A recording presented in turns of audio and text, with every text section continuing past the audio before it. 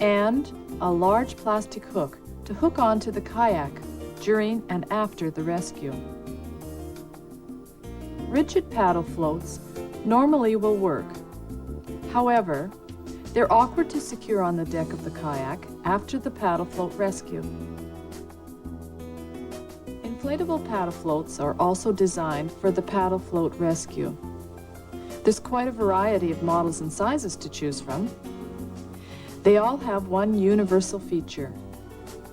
Once the paddler is safely in their boat, they easily deflate, roll up, and secure on the front deck, therefore eliminating clutter. Before each trip, inspect both the valve and the airbag to ensure there are no leaks.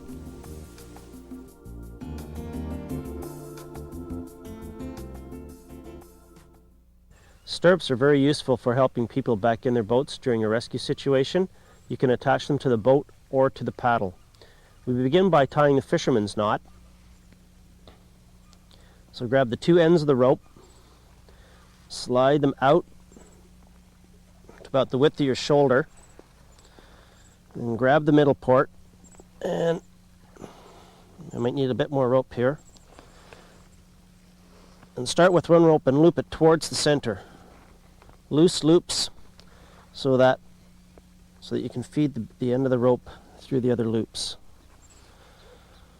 And you can tie as many loops as you want. You'll have to adjust that. Okay, so we'll get a bit more rope here so we can get a few more loops.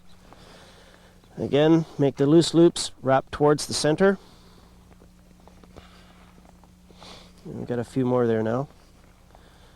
And when you get about to this point, take the end of the rope and feed it through all the loops.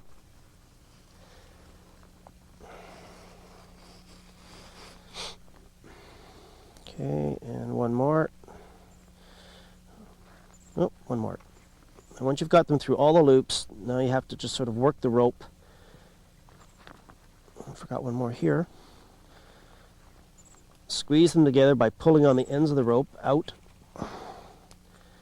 and just working it up there a little bit.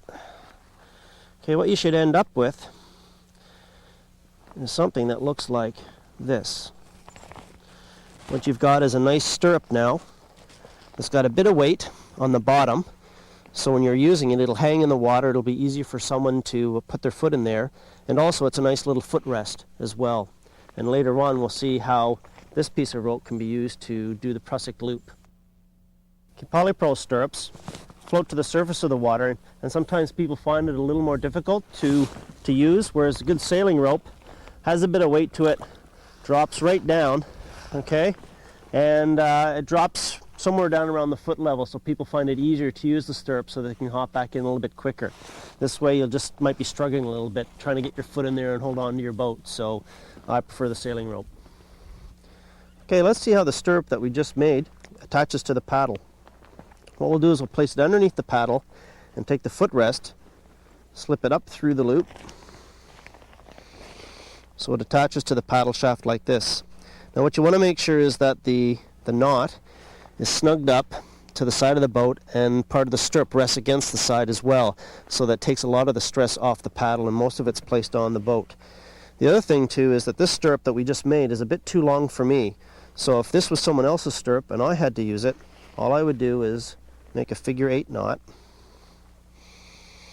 in the stirrup to the appropriate length, and then use that point as the footrest so that I could step into the stirrup, and then that would help me back into the boat. If the deck lines are strong enough, use a prusik knot to secure the stirrup. This stirrup is untucked from the deck line and dropped into the water ready for use. Securing it to the deck lines ensures it will always be there when you need it. However, stirrups attached in this manner are not as easily transferred between paddlers.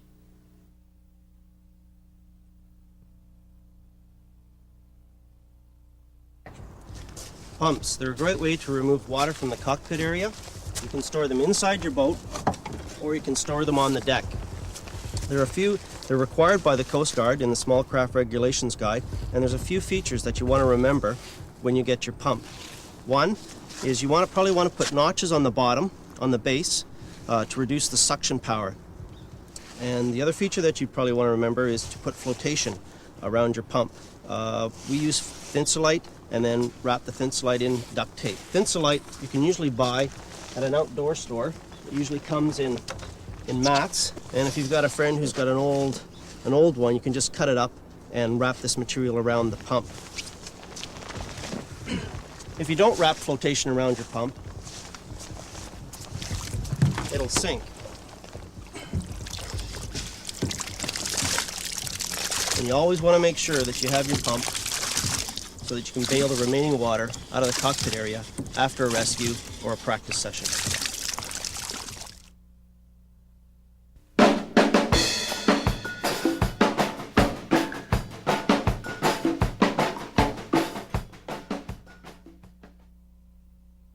A sea sock is like a big sock that fits inside your kayak. It's designed to reduce the amount of water entering into the kayak if you should capsize. It's mandatory for any boat without bulkheads. All of the folding kayaks, the more traditionally designed boats like the Bidarka and older sea kayaks, will need a sea sock.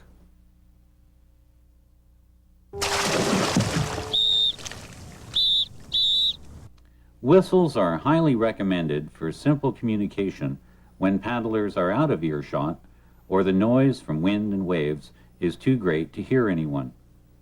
There are two types of whistles. The type with the P inside will become useless as the P swells when wet. The approved types are effective when wet and are best for intergroup communication. Before the start of any trip, establish a simple whistle system. Make sure everyone has one attached to their PFD. Have one signal for telling the group ahead to slow down, another for asking them to stop, and one to indicate an emergency situation. Keep it simple so that everyone can remember the signals. Under international law, a continuous blast indicates an emergency. When anyone capsizes, the continuous whistle blast should be the first sound you hear.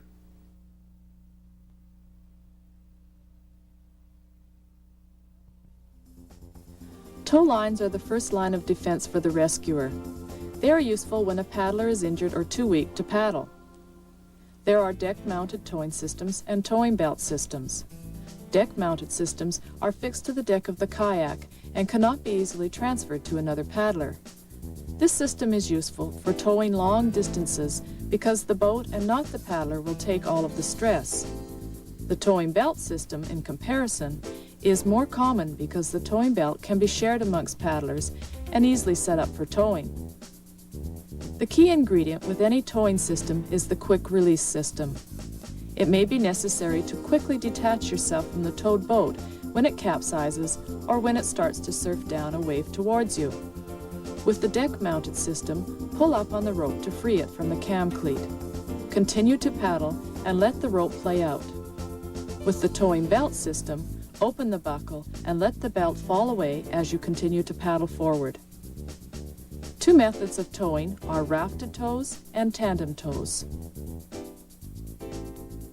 Tandem towing occurs when more than one kayaker is doing the towing.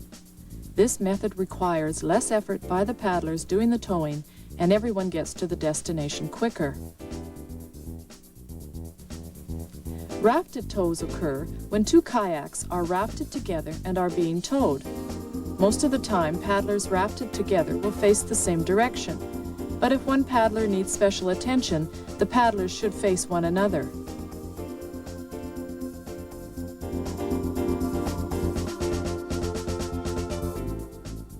Sea anchors, or drogues, are like parachutes underwater, with kayaks attached to the line. When they are deployed, they can be used to ride out heavy seas. They can anchor the rescuer, thereby avoiding drifting into rocks or a surf zone.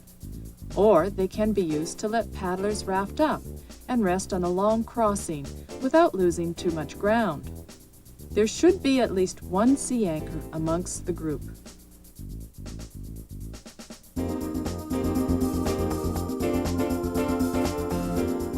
Never let go of your paddle or it will float away. Without it, how will you maneuver your kayak? Without it, how will you help others or yourself? If your boat has sunk, you can signal nearby boats by extending the paddle up above your head. Paddles with orange-colored blades are better seen on the horizon than, for example, paddles with white-colored blades. Learn how to swim with your paddle.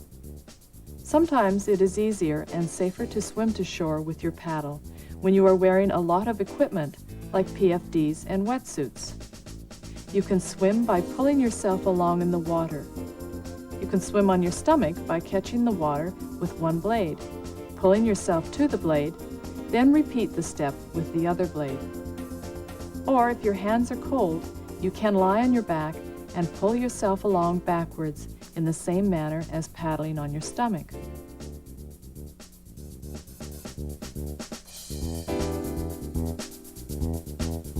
Your brain is the most important piece of rescue equipment you have.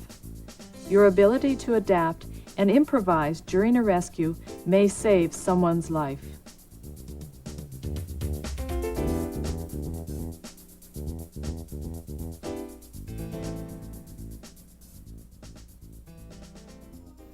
During any rescue, there's always a need to maneuver your kayak into position to start the rescue.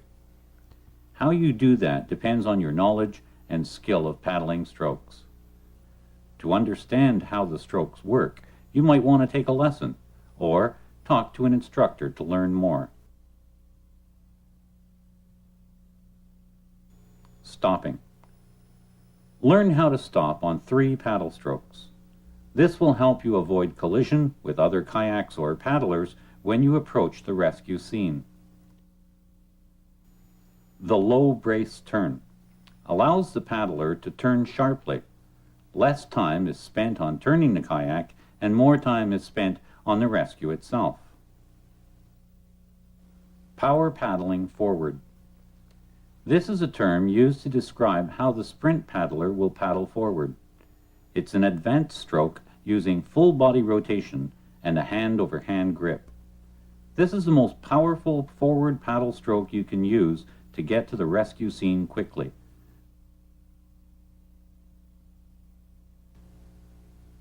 The draw stroke is used to move the boat sideways. This stroke is useful when you need to raft up to another kayak or move closer to the capsized boat. The hanging draw stroke is like the draw stroke, but allows the boat to side slip under motion. You can have forward momentum and sideways momentum at the same time. Paddling backwards is very useful when someone capsizes behind you. Don't waste time turning your kayak around. Paddle backwards to reach the rescue scene. In fact, it will be easier to paddle backwards in rougher conditions when the boat is fully loaded.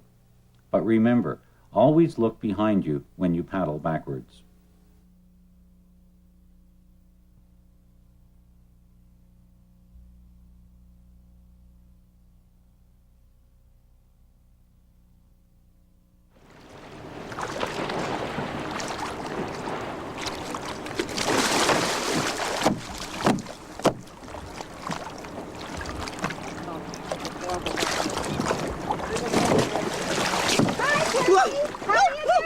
Hang on to my boat. Give me your paddle, or you can hold it. I can hold it. Okay, you can hold it. I can hold yours too. No, that's okay. Woohoo! It's cold, babe.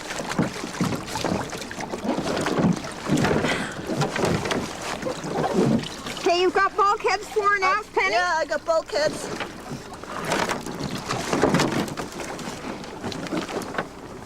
Okay, what I want you to do is come around the end of your boat and come up on the other side. Okay, what do I do with Okay, my bring your paddle? paddle. What? Bring your paddle, or I'll take it. Okay, what do I do now? Okay, now I want you to just hop in the boat. Get your body up. I'm going to stabilize you. Okay, you got the boat? Yeah.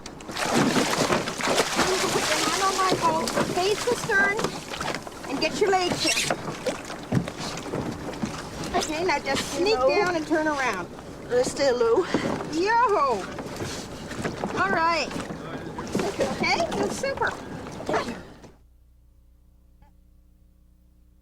What did the rescuer do? Before anything happened, the rescuer took the defensive action and relied on the acronym STOP. This acronym means stop, think, observe, and plan.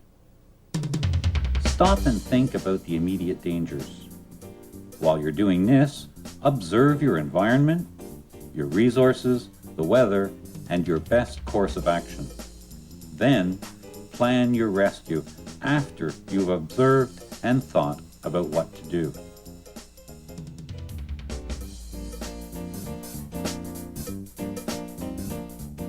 The person in the water, or rescuee, also has responsibilities during a rescue. They are just as important as the rescuers. The rescuee should remain calm and concentrate on the STOP acronym. Always remain connected to a kayak. Follow the instructions of the rescuer. Avoid the danger areas such as the rudder assembly area or the area between the kayaks.